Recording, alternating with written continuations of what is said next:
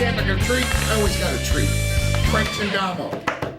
Wow, we were talking about the difference in content between all the different screens. This guy, I've known him for a while.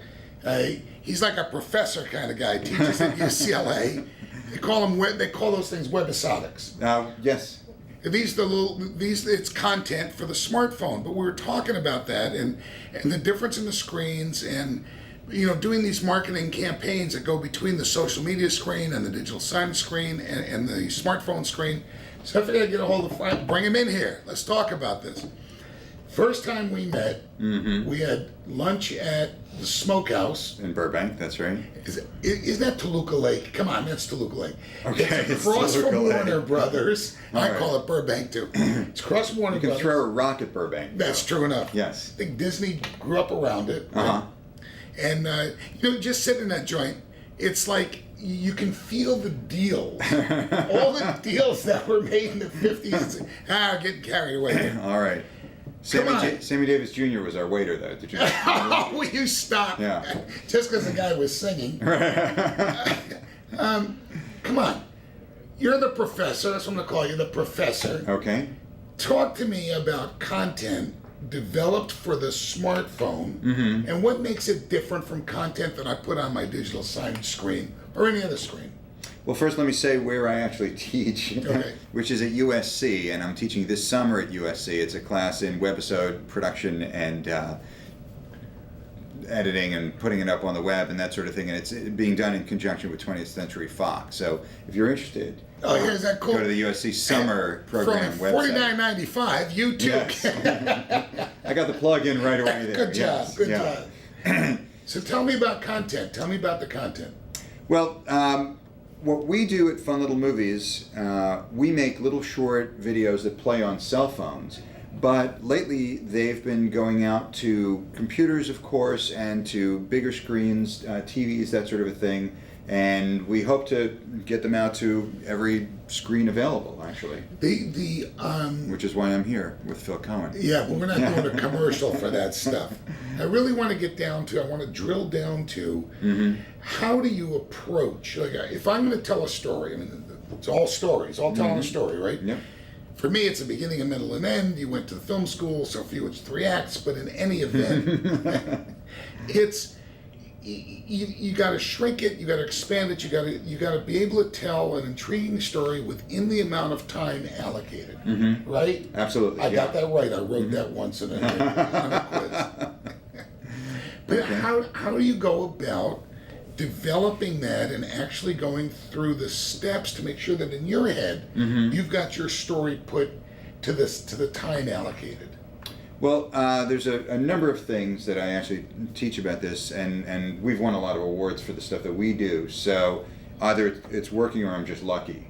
And if it's working, here are some of the rules that I go by. Number one is you want to make your genre very clear. So if you're doing a comedy, you want people to know it's a comedy within the first 5 to 10 seconds. So you want to say something funny or do something funny or have funny credits or something like that. Number two is that you want to be clear in your genre so that if it's a comedy, stay a comedy the whole time. Because people will kind of get weirded out and tune out if they don't, if you start as a comedy and then end as a drama or something like that. Well, we're advertiser supported. Of course, most of our industry is advertiser supported.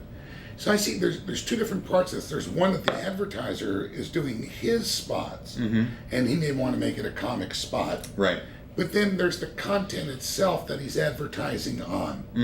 If we're talking about a 3-minute or a 4-minute piece, it seems to me that most of the guys we would be talking to, the kids coming out of school, they're looking at 30 minutes or they're looking at 60 minutes to tell this kind of story. If it's an advertiser, he's looking at 30 seconds or 60 seconds. Right. We've got a strange time in here of this 3 to 4 minute dwell time or attention span. Is there a difference, just a real difference in how you address the storyline to fit that? Help us. Well, absolutely. And for people who are doing like a 90-page screenplay, Act 1 ends at page 30. In this sort of thing, Act 1 ends after 30 seconds most of the time. So it's a much quicker story, and you want to get to the good stuff right away with it. With a film or a TV show, you can kind of ramp up, and then, around 10 minutes into it, you can do something exciting.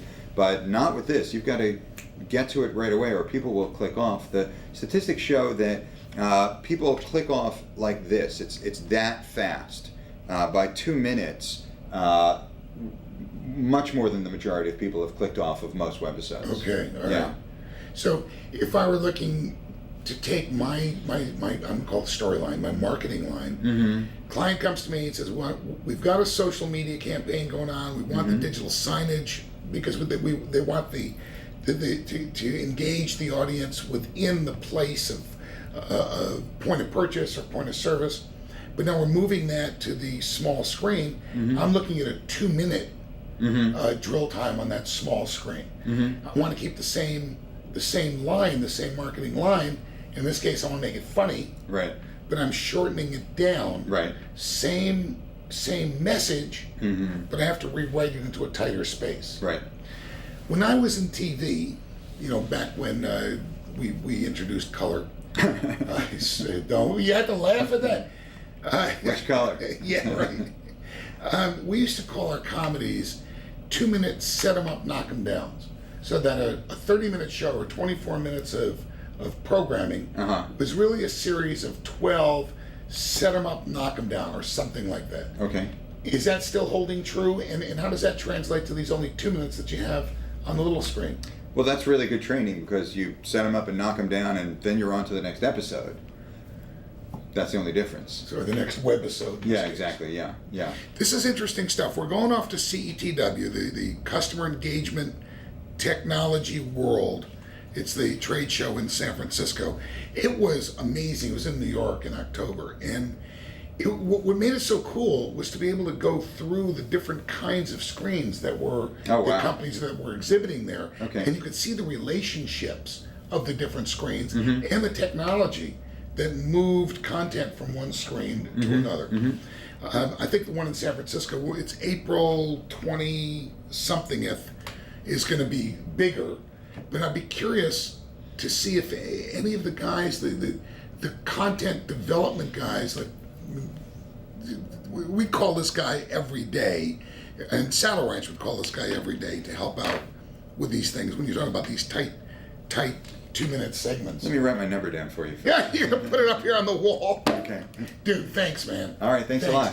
And if you want to watch some of the content that they do, don't go to the university. Go to funlittlemovies.com. That's right.